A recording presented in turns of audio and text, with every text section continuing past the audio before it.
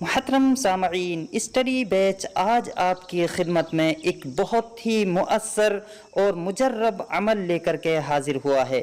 اگر کسی شخص کو بے چینی رہتی ہو اور اس کے کام کبھی نہیں بنتے ہوں اور اس کو ہر وقت تکلیف اور پریشانیوں نے گھیر رکھا ہو، جب بھی وہ کوئی کام شروع کرتا ہے اس میں اس کو گھاٹا ہی ہوتا ہے، ہر وقت بے چین رہتا ہے، اپنے گھر والوں کی طرف سے، اپنے رشتہ داروں کی طرف سے، اور خود اس کا دل جو ہے وہ مطمئن نہیں ہوتا ہے، تو اس شخص کو چاہیے کہ قرآن کی یہ آیت 111 مرتبہ روزانہ پڑھے۔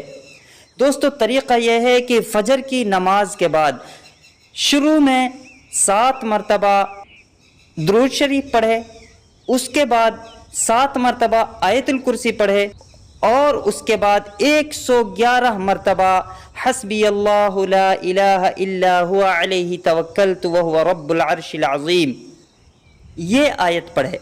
اس کا وظیفہ 7 دن تک کرے، انشاءاللہ اس کی بے چینی ختم ہو جائے گی، اور اس کو جو بھی پریشانیاں ہیں، چاہے وہ اس کے دشمنوں کی طرف سے ہوں، چاہے وہ اس کے دوستوں کی طرف سے ہوں، چاہے اس کے گھر والوں کی طرف سے ہوں، وہ تمام کی تمام پریشانیاں اللہ رب العالمین اس وظیفے کی برکت سے ختم کر دیں گے۔